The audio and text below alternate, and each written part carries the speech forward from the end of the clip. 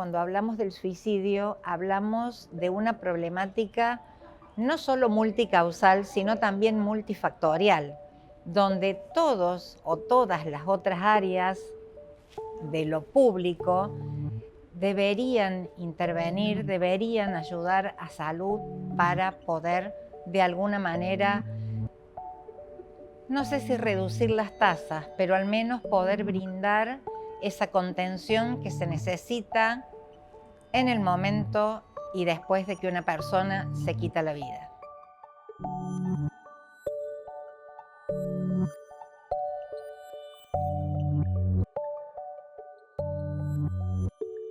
El 10 de septiembre se fijó como un día para concientizar. Pareciera que fijando un día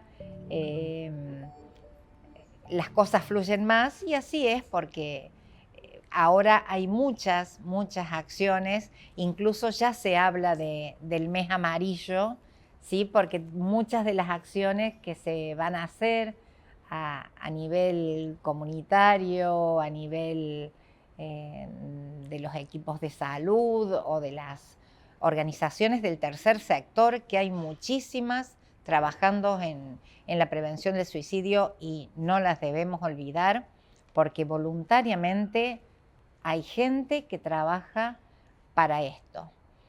Entonces, un mensaje es que vivamos el mes amarillo con escucha, con apertura, que nos tomemos estos 40 segundos que dicen las estadísticas que se pierde una vida en el mundo por suicidio, para preguntarle al que tenemos al lado: ¿cómo estás? ¿Te puedo ayudar? Y si no soy yo el que te puedo ayudar, pensemos juntos en quién puede ayudarnos. Porque de cualquier problema hay salida. Y yo estoy acá para ayudarte. Bueno, uno cuando empieza a mirar los factores de riesgo, por supuesto que los sociales y los culturales se ven a primera vista, y no nos debemos olvidar de los familiares, ¿sí? Cuando luego hablemos de las poblaciones más vulnerables, vamos a ver que confluye con situaciones de no accesibilidad a la cultura, a la educación, al sector productivo, todos aquellos espacios que brindarían esperanza, que es justamente uno de los factores que uno tiene en cuenta cuando una persona está en riesgo, ¿no? La esperanza te marca ese antes y después en una evaluación de una persona con ideación suicida. Y bueno, si uno se pone a pensar en este momento, en el grupo de jóvenes, en el grupo de adolescentes o de las personas mayores, ¿qué expectativas tienen a futuro? Muchas veces no las pueden descubrir cuando uno les hace esta pregunta, y no pueden ver como a futuro. Entonces, claro que estos factores influyen mucho. ¿Y la familia por qué? Porque a lo mejor la familia sería ese sostén o esa base que acompaña a lugares de cuidado, lugares seguros, y vigila, no sé si la palabra es vigila, pero está presente cuando todo lo que de la cultura nos invade, redes sociales, consumo, no tener por ahí puesta de límites, ayudaría muchísimo en el acompañamiento. Hay estudios que no están terminados, por lo cual no podríamos hablar de evidencia en esos casos, pero se ve en la clínica, se ve en la consulta, se ve en la calle. Vos vas a un lugar donde hay 4 personas sentadas y las 4 están conectadas a una red social que no es la red social del contacto con el otro, de la conversación, Entonces, por supuesto que eso influye. porque quienes están en formación, los más jóvenes, se ven muy influidos, están pendientes de los me gustan, de lo que se dice, de qué lugar tengo, si estoy siendo un influencer o no. Si vos lo ves por otro lado, cuando abrís una noticia cualquiera, los comentarios son tremendos. Entonces, si hablamos de personas que están en una situación de vulnerabilidad y lee esos comentarios, piensa que está mal, piensa que es una carga, piensa que no lo hizo bien, y todo eso va menoscabando la autoestima, y por supuesto que son señales de alerta a tener en cuenta para la conducta suicida como para otras conductas de riesgo.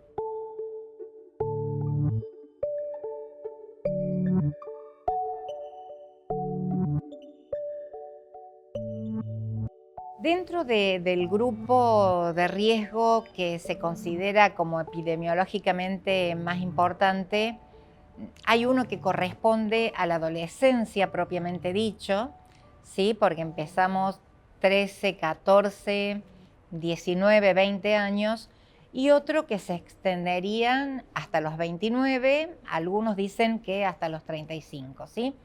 Bueno, el primer grupo corresponde a la adolescencia propiamente dicha, donde la crisis es esperable porque son las crisis propias vitales, ¿sí? Una adolescencia sin crisis es rara.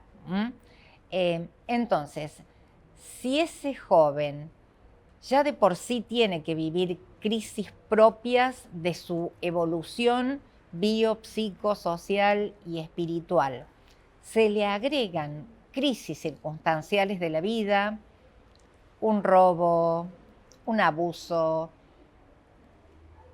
un amor que se frustró, lo pone en una condición de vulnerabilidad que hace que el suicidio se piense como una salida. Por supuesto que no es generalizable. Hay cuestiones que uno lo puede tomar como un factor de riesgo distal. Yo dije un abuso, por ejemplo, pero hay otras cuestiones, un traspié en el amor, que nos ha pasado a la mayoría de los mortales, digamos, y no todos nos hemos suicidado. Pero si la crisis de la adolescencia viene siendo muy turbulenta, digamos, cualquier otra crisis circunstancial se le suma, y muchas veces la salida se piensa en el suicidio. Por otro lado, el otro grupo, que decíamos se extiende un poquito más, y uno podría decir abarca todo lo que es la vida universitaria del que va a estudiar, o la vida laboral de quien se inicia en un oficio, en una tarea concreta. Muchas veces se ve obstaculizada por esta cuestión de la desesperanza. Es decir, ¿para qué estoy haciendo esto si no tengo futuro? ¿Para qué tanto esfuerzo si no lo voy a lograr? Entonces, es un momento complejo, porque si uno lee a los autores evolutivos de antaño, decía, bueno, a esa edad ya se están concretando todos los proyectos. Se logró la identidad, probablemente se logró una pareja, una estabilidad laboral. Bueno, en este momento no es así. Digamos, todos aquellos viejas creencias son paradigmas que hoy se están moviendo, y por supuesto que ponen a las personas en esta situación de vulnerabilidad que comentábamos. Hay muchas manifestaciones verbales y no verbales que lamentablemente no estamos como sociedad entrenados para ver, ¿sí? Que sí nos han dado muchas herramientas en otro tipo de problemáticas psicosociales, ¿sí? Pero con el suicidio no ha pasado esto. Entonces, cuando uno piensa en las señales verbales, el que está pensando en suicidarse lo dice solapadamente. ¿Para qué voy a hacer esto si yo siempre fracaso? Mi vida no tiene sentido. Soy una carga para ustedes. Y realmente uno que lo escucha del otro lado echa a mano lo que es, primero le sale, que es decir, pero mira lo que estás diciendo, si vos tenés tantas posibilidades. Pero bueno, si lo está diciendo es que no lo está sintiendo tan así, ¿verdad? A nosotros esto nos sirve mucho para poder ver cuando las ideas son activas o cuando son pasivas. Una idea pasiva es decir, bueno, querría acostarme a dormir y no despertar mañana. Entonces, bueno, a vos eso te da el indicio de que la persona no está pensando hacer nada por mano propia, ¿sí? Ya es muy distinto cuando te dicen, estoy buscando o googleando de qué manera la gente se puede suicidar. Eso es un llamado de atención altísimo, porque está buscando los medios. Entonces esas frases nunca deben ser pasadas por alto y siempre decir, a ver, ¿qué es lo que estás diciendo? ¿Qué quieres decir con esto de acostarte y no despertarte mañana? ¿O qué cosas estás googleando? Decime y yo te ayudo en lo contrario. Si vos estás buscando cómo morir o cómo matarte, bueno, acá estoy yo para que podamos poner en la balanza qué cosas te llevarían a poder seguir con vida. Y más vale googleemos esas cosas o le preguntemos a la IA, que ahora todo pasa por ahí, ¿no? Y bueno, también hay señales conductuales que se pueden ver porque generalmente es un cambio radical, digamos, se da de un momento a otro. El desgano, el dejar de hacer cosas que antes eran importantes y se disfrutaba, aislarse, buscar la soledad. Ya antes habíamos dicho que desesperanza era un predictor, la soledad también, ¿sí? Regalar objetos preciados. Y también hay que tener en cuenta a aquellas personas que han perdido recientemente un ser querido por suicidio, o se han anoticiado, o ha sido dentro de la misma escuela. Esto dispara como un factor de identificación muy importante. Y un dato no menor es que se autolesionen, ¿sí? Está por ahí toda una discusión de si las autolesiones entran o no en la categoría de suicidio, porque las autolesiones no tienen la intencionalidad de terminar con la vida. Pero si vos sos docente, si sos entrenador, estás en un club, estás permanentemente con gente y lo ves que está autolesionado o que de repente se duerme en la clase, no hay forma de que permanezca atento durante la mañana, eso te tiene que llamar la atención. Entonces, ahí es cuando trabajamos mucho sobre el mito de que preguntar trae como colación una conducta suicida. Si yo le pregunto a alguien que está en crisis si está pensando en quitarse la vida, no le meto ninguna idea en la cabeza, no lo estoy induciendo a nada, ni le estoy mostrando un panorama que desconocía. En los jóvenes, el suicidio es una cuestión natural. Ellos la tienen naturalizada y lo que a mí me da mucha cosa cuando trabajamos con jóvenes escolarizados es que cuando uno pregunta sobre los problemas de la sociedad, el suicidio aparece como un problema. Y cuando preguntamos sobre posibles soluciones a las cosas que pasan en la sociedad, el suicidio sale como posible solución también. Entonces eso a mí particularmente me da como una cuestión de contradicción y de mucha sensibilidad, ¿no? Que en etapas donde la vida debiera ser lo que se anhela, se disfruta, se piense muchas veces más en la muerte. Hay un número muy significativo que nos proporciona la Organización Mundial de la Salud, es que por cada persona que se mata en una comunidad, en un espacio en particular, debemos esperar entre 6 a 8 más reacciones en su línea, ¿sí? Por cada persona que se mata, aumenta el número de ideación, aumentan las tentativas, otras personas se suicidan y también vemos que han empezado a aumentar las autolesiones. ¿Qué pasa con esto?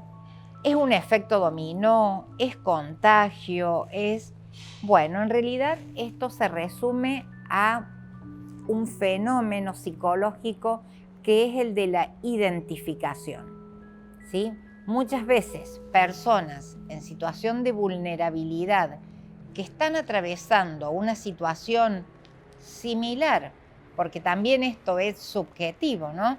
De alguien que se quitó la vida, piensan que esta es la solución. Entonces hay que tener cuidado, por eso siempre este número de por cada 1, 6 u 8 está asociado a la fatalidad, ¿sí?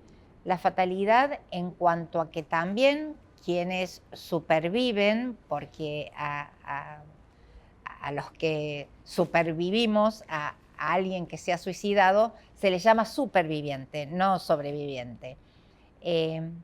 Tienen que empezar a transitar este duelo que decíamos antes. Entonces, la posvención es muy importante porque ayuda a poner palabras, ¿sí? Poner en palabras no por qué la persona se quitó la vida, sino poder cambiar la narrativa, como dice el lema, ¿no? Y poder pensarlo dentro del marco de una crisis, dentro de una situación en particular, pero siempre desde el acompañamiento. Por eso es que los equipos de posvención trabajan en todo tipo de situaciones, en escuelas, en fábricas, en oficinas, porque la muerte de alguien modifica el entorno y eso no se puede pasar desapercibido, ¿sí? No es decir, bueno, cerramos por 3 días de duelo, de luto, como quieran, y volvemos al cuarto y acá no pasó nada.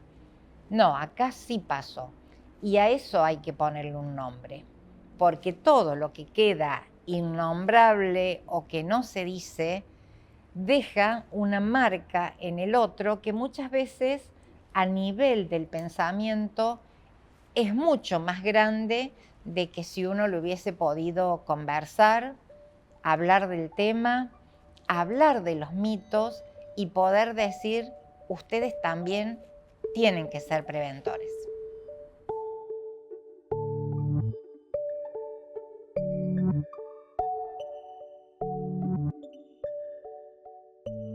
Históricamente, epidemiológicamente, el varón se ha suicidado más que las mujeres. Por el contrario, son las mujeres las que más intento de suicidio hacen, ¿sí? Cuando uno le quiere dar una interpretación, pasa por este lado de lo comunicacional.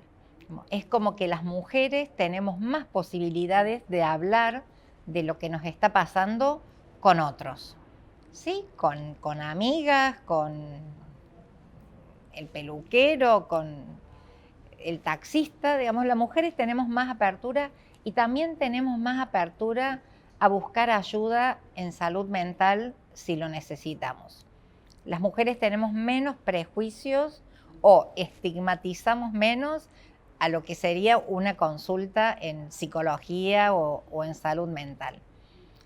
El hombre lleva la procesión por dentro, rara vez comenta de sus dolores, sí es más fácil encontrarlo hablando de sus proezas, eh, y tiene más dificultad a la hora de tener que pedir ayuda en salud mental.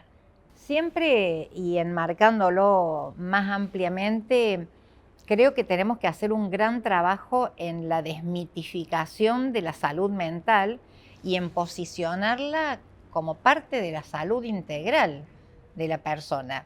Digamos, nadie tiene inconvenientes si de repente tiene que ir a un oftalmólogo, al pedicuro o al médico clínico si le duele la cabeza.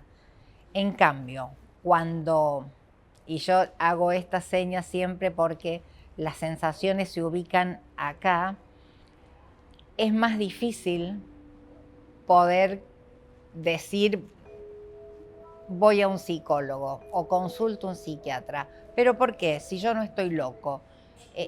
Asocian más rápidamente la salud mental con aspectos estigmatizantes de la salud integral.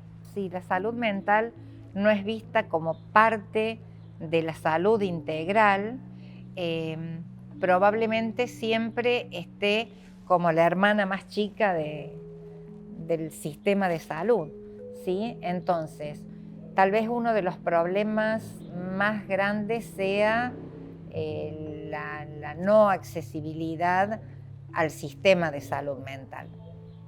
No porque no haya servicios, muchas veces por estos prejuicios y por estas urgencias, porque cuando hay carencias de otro tipo, uno primero piensa en la supervivencia, ¿sí? La comida, el abrigo, y se deja para un segundo momento todo esto otro que hace a la salud mental. El mito de que hablar de suicidio induce, alienta, da ideas, es tal vez el más viejo y el que uno como profesional o como preventor en conducta suicida aborda primero. Esto está probado por evidencia, ¿sí? Lo apoya la Organización Mundial de la Salud, la Organización Panamericana, todas las asociaciones que trabajan para la prevención del suicidio han probado a través de investigaciones que preguntar justamente es lo que puede ayudar a salvar una vida. Pero claro, también está la otra parte, ¿sí? Bueno, ¿cómo comunicamos conducta suicida? Porque una cosa es preguntarle a alguien en la intimidad y otra es salir a dar o una conferencia de prensa o una nota o... Bueno, en realidad todo eso está arreglado también, porque si decimos que de esto sí hay que hablar y después ponemos prohibiciones a los medios, estamos entrando de vuelta en una contradicción. Entonces hay algunas normas sobre cómo hablar acerca del suicidio en los medios. Uno, por empezar, es resguardar siempre a la familia y a la persona que tomó esta decisión. Digamos, no dar nombre, no dar dirección, no decir de qué manera se suicidó, y mucho menos atribuírselo a una causa. Yo al principio te decía, es multicausal. Y uno puede decir, se suicidó porque se quedó sin trabajo o porque la mujer se fue con otro. Eso es la gota que rebalsa la copa en una historia de vida. Entonces, la multicausalidad, el no generalizar y tener en cuenta que hay una vida, que hay un contexto, que hay una familia, que hay personas que quedan en una situación de duelo y con un montón de porqués que nunca lo vamos a saber, ¿sí? Entonces, esa es una de las cuestiones que hay que cuidar a la hora de comunicar. También hay que cuidar poner adjetivos. Era tan valiente, o era tan cobarde, o qué otra cosa iba a hacer. Bueno, en realidad eso no ayuda, no suma. Siempre nosotros a la gente de prensa le decimos, esto no va en policiales. ¿Por qué una conducta suicida debería relacionarse con la criminalidad o se pone en la parte central de noticias o en cuestiones relacionadas a la salud? Y siempre, siempre dar un mensaje de a dónde pueden recurrir las personas en caso de que no se esté sintiendo bien y baraje como salida el terminar con su vida.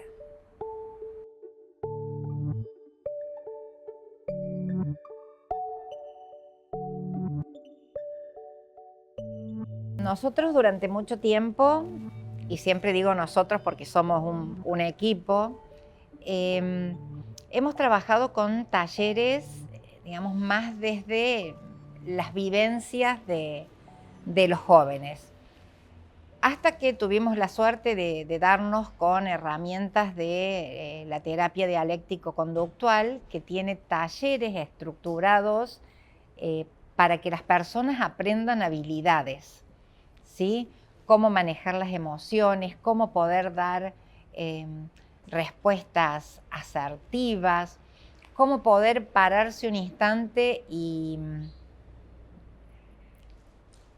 reflexionar o respirar, que es lo que le llamamos mindfulness en los talleres o conciencia plena. Entonces, en los grupos con los jóvenes trabajamos mucho las habilidades para la vida y para afrontar, sobre todo, estas cuestiones que tienen que ver con la salud mental, porque el primer módulo justamente es la salud mental. Digamos, cómo la reconozco, qué lugar ocupa en mi vida y qué lugar ocupa dentro de la salud integral que hablábamos al principio.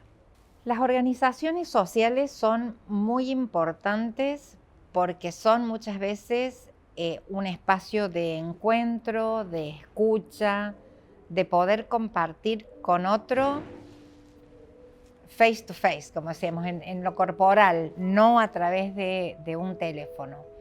Entonces, cuando nosotros vamos a la comunidad, lo primero que pedimos es tener una reunión con las fuerzas vivas, ¿sí? El club, la iglesia, el lugar donde se brinda la copa de leche o el comedor, ¿sí? Porque no solo que allí trabajan personas con características especiales de vocacionalmente escuchas, sino porque la palabra circula y eso se siente como un lugar de pertenencia. Y es muy bueno, así deberían ser muchas otras organizaciones donde la gente circula obligatoriamente y no tienen este poder de contención que tienen las organizaciones sociales. Córdoba lleva una ventaja con otras provincias. Yo visito mucho otras provincias de la Argentina con el observatorio que se ha abierto a fines del año pasado. Un observatorio que es también multisectorial, porque en él participamos actores de las más diversas ramas y oficios, ¿sí? Entonces, es una ventaja poder ir,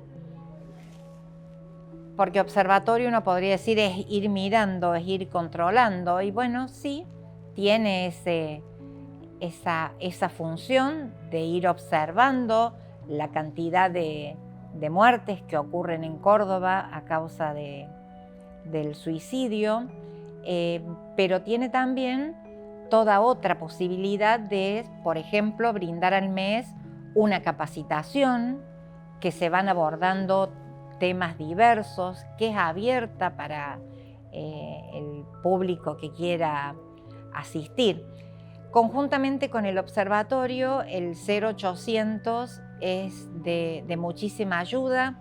Las líneas telefónicas existen desde los años 60, que se crearon los primeros centros de asistencia al suicida en Estados Unidos, porque es como de fácil acceso para las personas y muchas veces evita. Antes decíamos, bueno, hay un estigma en cuanto a concurrir a un profesional de la salud mental.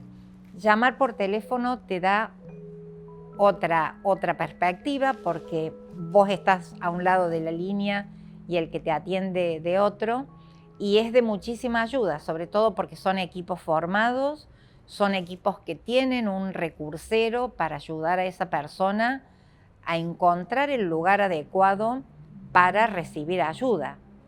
También Córdoba sigue los lineamientos de lo que a nivel nacional se está pidiendo, que es el registro de la tentativa o del intento de suicidio, ¿sí? Que eso antes ingresaba a un nosocomio y no se lo registraba como tal.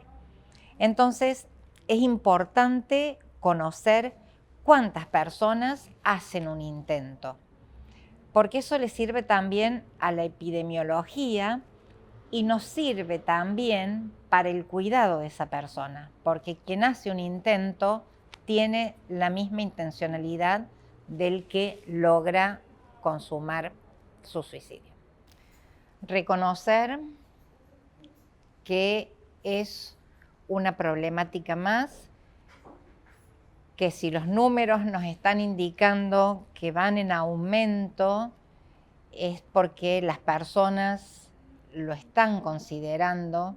Entonces creo que la deuda es poder transmitir un mensaje claro de que a uno se le puede cruzar esta idea en un momento de crisis, pero de las crisis se sale.